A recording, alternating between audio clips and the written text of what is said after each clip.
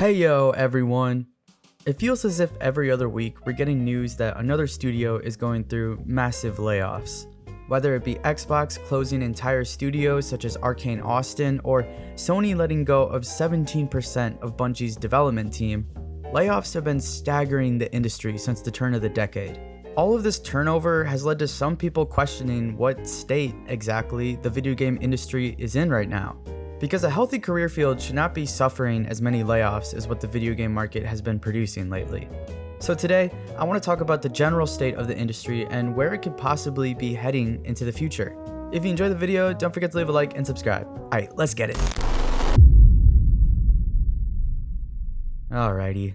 It feels like I've made way too many videos about company layoffs this past year, so I'm gonna try and make this one my last video on the subject. At least hopefully for a while.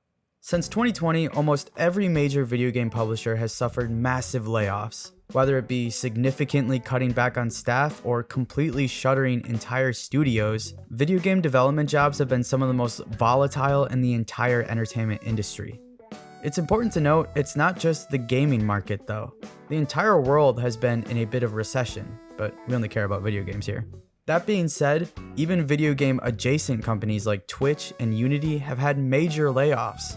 But if we look at the actual devs, just this year alone, we've seen layoffs from Riot Games, Activision Blizzard, Eidos Montreal, Sega, EA, Supermassive Games, PlayStation Studios, Gearbox, Ubisoft, Take-Two Interactive, Bethesda, Arcane Austin, Tango Gameworks, Avalanche Studios, Techland, NetherRealm Studios, and most recently, Bungie, who just laid off almost a fifth of their entire staff. I mean, this is crazy. Some of these studios are currently working on big games or have recently just released new titles. Probably the saddest part of this all is that a lot of the studios that are laying people off or shutting down are companies that were gobbled up by bigger publishers. For example, Tango Gameworks and Arcane Austin just got closed down by Microsoft, despite the fact that Xbox just paid nearly $70 billion for Activision Blizzard. I mean, if they didn't have the money to pay for the workers they already had, why are they spending this ridiculous amount of cash for other studios? Obviously, I'm being a bit facetious here. I know that Activision Blizzard is worth more than Bethesda because of Call of Duty alone, but still, do you want to only be producing Call of Duty games from now on? Hi-Fi Rush literally won awards at the Game Awards. People, including myself, freaking love this game. And how does the studio get rewarded? And don't think that Sony and all the other big publishers out there like EA and Ubisoft are any better. PlayStation bought up Bungie and now their staff is being cut back by nearly a fifth of their workforce. Even though their latest Destiny content has been received with insanely positive reviews. People have taken to Twitter and began calling out the CEO of Bungie, Pete Parson, for his approach to all of this. He released a statement in the morning stating that they were laying off 220 workers. And instead of facing the backlash like a man, he shut down his account and made it private so no one could see his posts or respond to him. You little bitch, get back here and answer these questions. How can you justify these layoffs when Destiny just had one of their, if not the, best DLC release to date? And you know that these execs at all of these companies are going to get some big bonus at the end of the year. Don't even try to convince me otherwise. It's disgusting seeing all of these smaller companies being bought up and then immediately being ran into the ground. Don't even get me started on Embracer Group. Those dickheads are probably the worst of them all. So what does this mean for us, the consumers? Well, a few different things. For one, expect fewer AAA games to release in the coming years. I mentioned this on my channel before, but basically, modern games are massive compared to what we've seen in the past. Games are bigger and more detailed than ever before, which means it just takes more time to produce. Not only that, but it requires a lot of work from a lot of different people. So when there are layoffs, the remaining employees are adding on more workload and inherently more development time. There's a lot that goes into these games. The downside to all these bigger than life adventures is that they are extremely costly to develop. Like when a game works out, great, let's make a sequel. But if the game fails, you're losing tens, if not hundreds of millions of dollars. The studio is probably gonna be shut down after that and the employees fired.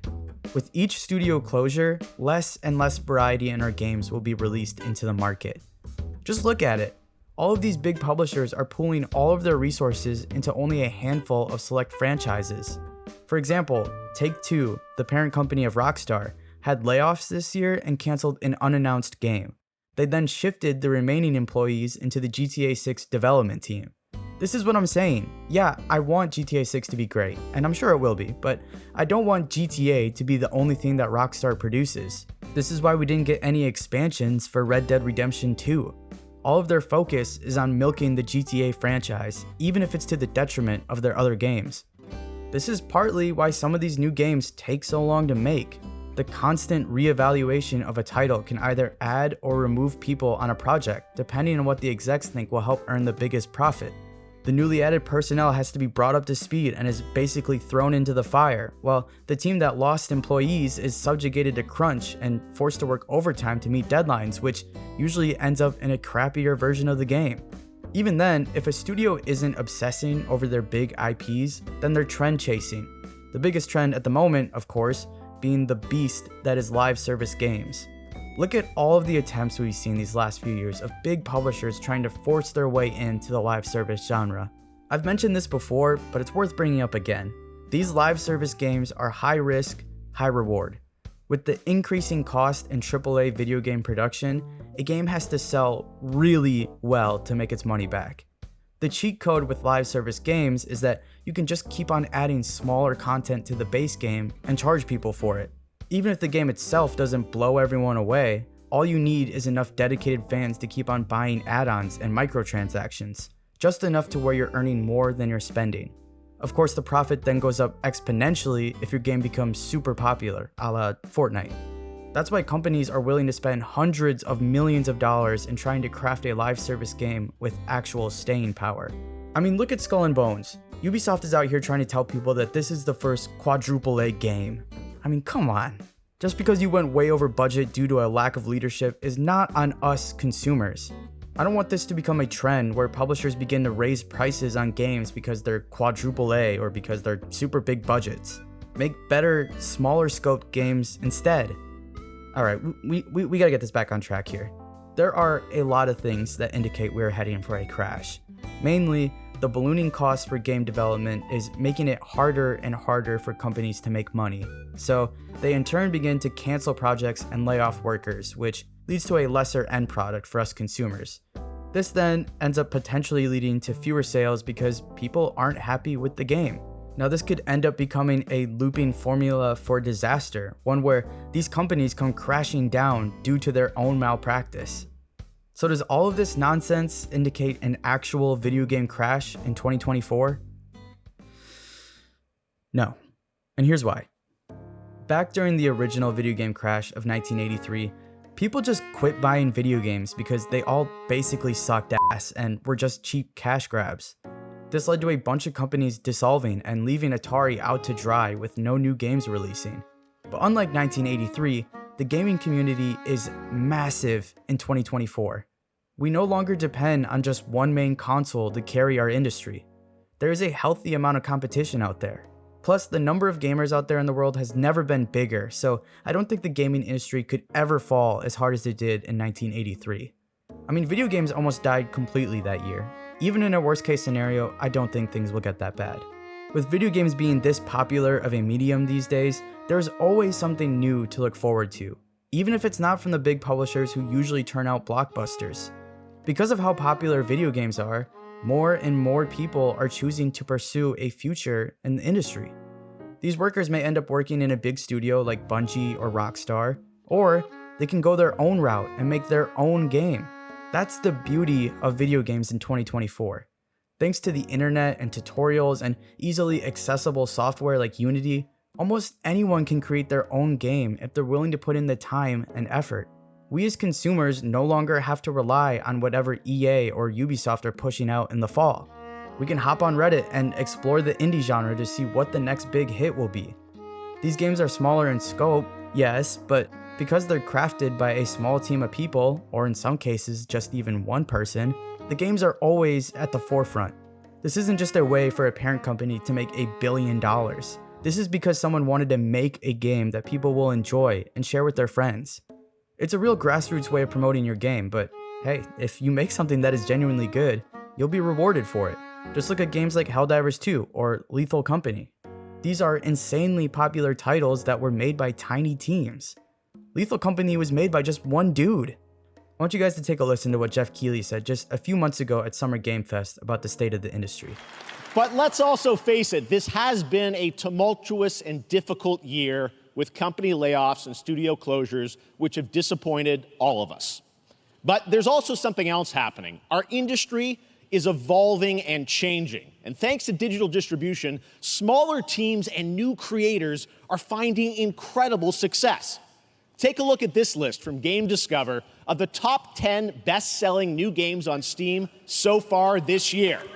2 of them are considered, big company games, but the other 8 come from indie, mid-sized teams or solo developers. I look at this list, it's pretty cool, right? And I get inspired that new ideas, new teams, and smaller creators can and will break through. It's a reminder to big companies that they have to treat their developers right, because today there are many paths to sustainability and success, and that's what makes this industry so great. So even though we see all of these layoffs and studio closures happening, I don't worry about the health of our industry. Those devs will find a new home elsewhere, whether that be applying to another publisher or branching off and starting their own studio. There are a ton of ways for a developer to stay in the business if they so choose. So if you're tired of these massive AAA titles that just don't fire you up like video games have in the past, then maybe look somewhere else for that inspiration. There are thousands and thousands of indie games out there for you to explore. Some of these games look like they genuinely could have been made by a AAA publisher. It's insane. Which is why we need to reward this type of behavior. Branch out and try something new. Support an indie dev who you think has potential as a company. As long as the indie genre is alive and well, then video games will be too. But I want to know what you guys think. Enough of me rambling.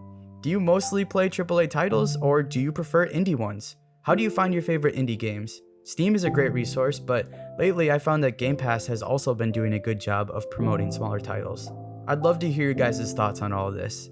If you enjoyed the video, don't forget to leave a like and subscribe. It means a lot. I appreciate you guys as always, and I'll catch you in the next one.